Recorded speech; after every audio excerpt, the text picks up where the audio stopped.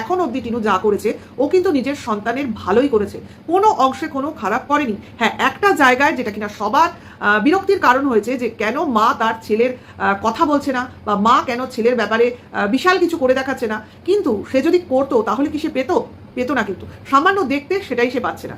কিন্তু একটা জিনিস সবাই বুঝতে পারছে, আজকের ডেটে দাঁড়িয়ে টিনু যে এই স্যাক্রিফাইসটা করলো, সে যেটা কিনা সবার সামনে আনছে না, যেটা কিনা সবাই তাকে নিয়ে নেগেটিভভাবে প্রচার করছে যে টিনুর মাতৃত্ব হচ্ছে নোংরা, তার মতো ক্রূর মা দুটো হয় না, মা নামের কলঙ্ক, ইত্যাদি ইত্যাদি। তো সেই জায়গা থেকে সে যে কতটা তার নিজের ত্যাগ করেছে সেটা বোঝার মতো ক্ষমতা হয়তো আমাদের নেই। হ্যাঁ, আমরাও বুঝতে পারছি না, কারণ আমরা নিজেরা এত মহান নই।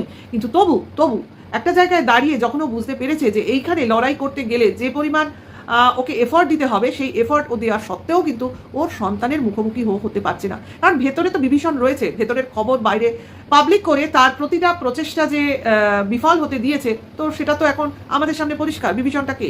এই ফোকলা নাম্বার 1, যে কিনা সমস্ত খবর বাইরের প্রতিটা কন্ট্রোভার্সি ক্রিয়েটারের কাছে সেন্ড করেছে এবং আগে থেকেই সমস্ত খবর পাচার করেছে এবং পুরোপুরি টিনুর পরিস্থিতিটাকে একদম সঙ্গীন করে দিয়েছে এবং টিনুর সমস্ত চেষ্টাকে বিফল করেছে, এবং সেই সমস্ত জিনিসের আবার দায়ভার টিনুর ঘাড়েই চাপিয়ে দিচ্ছে। মানে এটাই হলো ব্যাপার, মানে কারোর ভাগ্য যদি খারাপ হয় তো এইভাবেই হয়।